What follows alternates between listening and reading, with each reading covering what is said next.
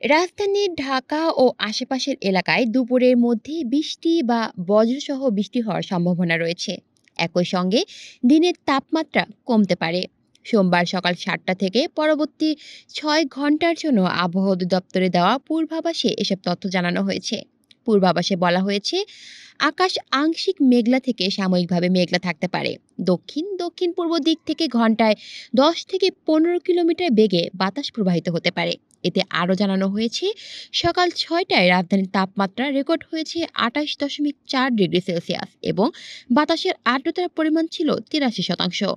ঢাকায় আজকে সর্বনিম্ন তাপমাত্রা ৮৮.৩ ডিগ্রি সেলসিয়াস, আর গতকালের সর্বোচ্চ তাপমাত্রা ছিল ৩৪ ডিগ্রি সেলসিয়াস। গত ২৪ ঘন্টায় ঢাকায় সামান্য বৃষ্টিপাত হয়েছে। এদিকে রোববার রাতে আবহাওয়া অধিদপ্তরে দেওয়া পূর্বাভাসে বলা হয়েছে, সোমবার সারা দেশে বৃষ্টিপাতের প্রবণতা বাড়বে। এর ফলে দিন ও রাতের তাপমাত্রা কমবে।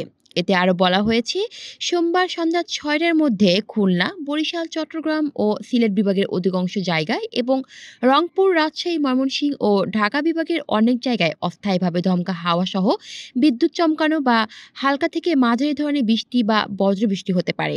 সেই সঙ্গে সারা দেশের কোথাও কোথাও মাঝারি ধরনের ভারী থেকে অতি ভারী বর্ষণ হতে পারে। কলি শিকদার, বাংলা নিউজ নেটওয়ার্ক।